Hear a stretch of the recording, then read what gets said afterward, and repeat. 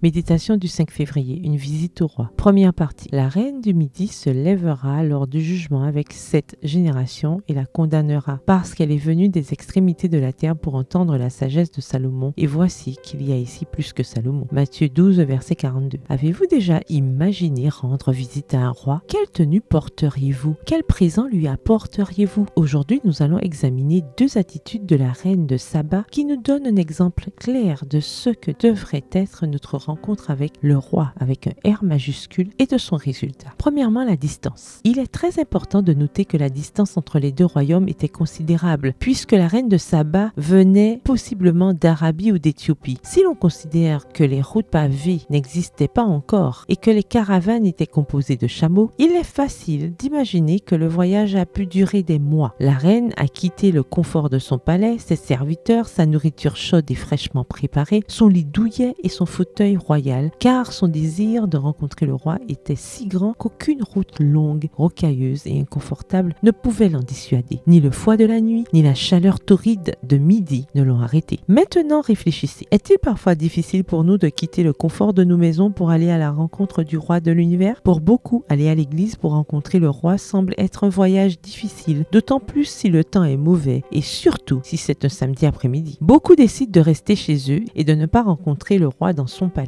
Avant de partir, la reine a dit à Salomon: « Heureux tes gens, heureux tes serviteurs qui se tiennent continuellement devant toi, qui entendent ta sagesse. » Voir 1 Roi 10, verset 8. Et elle avait raison, car nous sommes bénis lorsque nous sommes en présence de notre grand roi. Deuxièmement, la foi. Arrivée devant le roi, la reine a ouvert son cœur et dit tout ce qu'elle ressentait. Elle a posé toutes ces questions auxquelles il a répondu avec sagesse. Cela l'a amenée à confesser et à louer le Dieu éternel. Lorsque nous ouvrons notre cœur à Dieu et que nous lui confions nos pensées, il est prêt à lever nos doutes, à dissiper nos tristesses et à soulager nos douleurs. Nous pouvons alors confesser de notre bouche qu'il est le seul roi éternel et véritable. Quelle est votre attitude lorsque vous allez rendre visite au roi des rois et seigneur des seigneurs? Demandez à Dieu ce matin de vous conduire dans une vraie rencontre avec lui. PS, heureuse d'aller au roi. Bonne journée, que l'Éternel vous bénisse.